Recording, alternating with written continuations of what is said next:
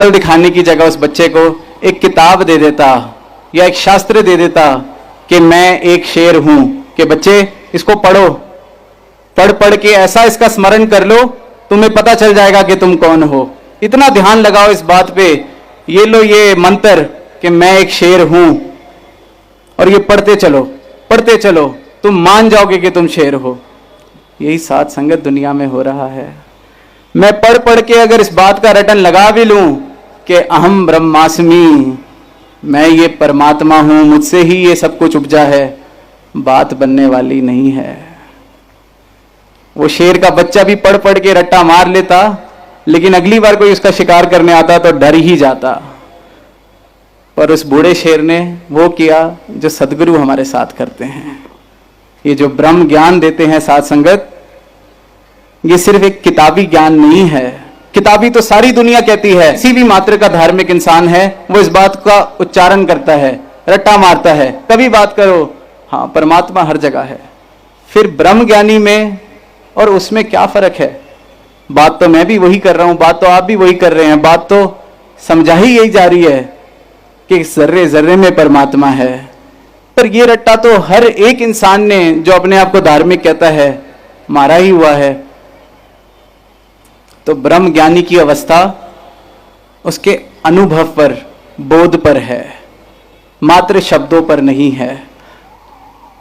ये बोध कि ये परमात्मा, ये निरंकार हर जगह है, ये बोध कि मैं भी और कुछ नहीं, बस यही हूं, ये सिर्फ और सिर्फ इनके चरणों की भक्ति से, इनकी रहमत से आ सकता है। वरना वो बोध और वो अनुभव इस एक का, इस परमात्मा का, इस आनंद का सिर्फ और सिर्फ समय के सतगुरु की रहमतों से मिल सकता है। और साध संगत दास अक्सर ये बात कहता है जब भी मौका मिलता है कि इसलिए ये कोई धर्म गुरु नहीं है, इसलिए इनको कोई आम गुरु ना समझे, इनको सतगुरु कहा ही इसलिए जाता है क्योंकि सिर्फ और सिर्फ इनका एक काम और एक ही मतलब है कि सच के साथ जोड़ दिया जाए। जो जुड़ सकता है उसको इस एक सच के साथ जोड़ दिया जाए।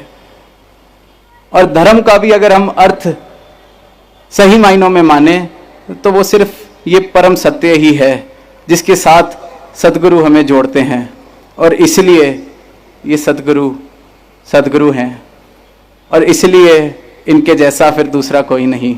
दास ने कहा कि शायद सूरज का रोशनी जब तक नहीं देखी जाती, कुछ ही प्लैनेट्स तक पहुंचती है जब हम साइंस पढ़ते हैं, सोलर सिस्टम, पर इनकी कृपा, इसकी कोई सीमा नहीं है। तो इसलिए इसके अनुमान लगाने से बेहतर है आनंद लिए जाएं, क्योंकि असीम शब्द भी इनकी असीमता के लिए छोटा है। इस बात का विश्वास, इस बात का बोध जिस दिन हो जाए तो साध संगत कहे अवतार गुरु ही रब है, इस विच कोई बुलेखा नहीं। और साध संगत किसी युग में इन्होंने खुद को दास कहा, आज खुद को दासी कहते हैं, किसी युग में खुद को टीटी, खुद ही लिखा हुआ है कि कहे अवतार गुरु ही रब है, इस विच कोई बुलेखा नहीं। अब चुनना हमने है। तो साध संगत दास अपने लिए और सारी साध संगत के लिए, आप सबके लिए सदगुरु माता जी आप जी के चरणों से यही अरदास मांगता है कि हम सबका ये सबक पक्का कर दो कि कहे अवतार गुरु ही रब है, इस विच कोई बुलेखा नहीं, किसी बुलेखे में कभी ना पड़ जाएं। आपके चरणों की धूली बनकर ये जीवन ताउमर गुजरता जाए, आनंद लेते जाएं, भक्ति करते जाएं, और ऐसा अपना रंग चढ़ा दो कि मेरी मैं का कोई एहसास ही ना बचे, सिर्फ तू ही तू हो, सिर्फ तू ही तू हो। साध संगत जी पे